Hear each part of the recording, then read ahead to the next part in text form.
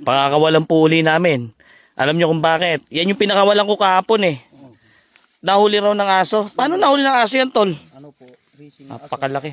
nakapaikot sa kanya, kaya hindi nakatakbo. Tracing aso. Opo. Wari sinundan ng aso. Sinundan po. 13 aso raw po. Kaya hindi siya Yung nakalayo. aso po doon yung malaking aso doon. Ngayon, yung ginawa natin, inilayo natin sa kabahayan, sa mga kapatid nating katutubo.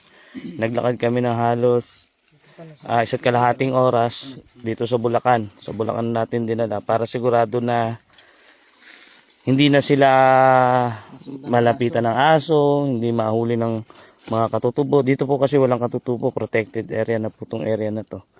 Kaya dito natin sila pakakawalan. Parang daming itlog. Nahuli ro po kasi ng aso. Mukha akong buntis eh. Ang laki oh. Grabe. Babae pa naman. Sige tol, dyan. Lapag mo lang. Dahan-dahan tol. Sige. Napakalaki. Tabi mo tol para makita niya yung Takbo agad yung maliit na yan. napakalaki. Sip silang dalawa dyan. Uy, Ayun, oo, ayos safe na dito yan. Protected area na Gubat to. na gubat to. Sige na.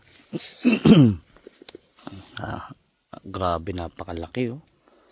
Sobra. Parang baya. Tansya nyo tol, ilang taon na yung mga ganyan kalaki? Yun. Ito, Oo. siguro mga 7 years. Uy, ang lakas. Ayan na. Ang lakas. Agresibo na siya oh. Di ba? Si Ebo, takam na takam mo. Kitang-kita yun na Glenn. Sige tal, paki ano nga, para Sa loyahan dapat pala natin pinakawalan eh. Kita mo. Naghahanda yan. Uy, ang lakas pa. Malapag na tabi niya. Ganyan Papasok kasi yan. ano eh, may ano sa sasyan eh. Kaya ganyan mata. Hindi, wag yan. Ano mo lang. Tignan mo. Malapag panganti ka na. Hindi, ganyan lang. Mabait naman yan. Oo. Nice na. Yan Para na, makauwi yan na na, kami. nag-upisa. Sige na, safety ka na dyan. Gubat na yan. Kasi, Umayo ka magpakarami. kasi kung yan eh, maano sa may kabahayan, hindi, mabagal siya kumilos eh. Kasi maingitlog na eh. Baka mahuli siya eh. Ayan, dito, protected area. Itong area na to, bawal talaga. Kasi dito po sa Bulacan, meron pong nahati po ang tatlo sa kagubatan.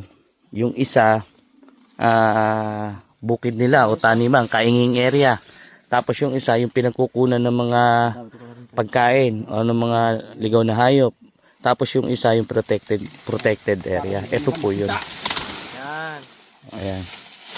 Ayan. Let's go. Oh, kaya Bantayan na yan. mo kaya tuloy na kami. Dito ka na lang.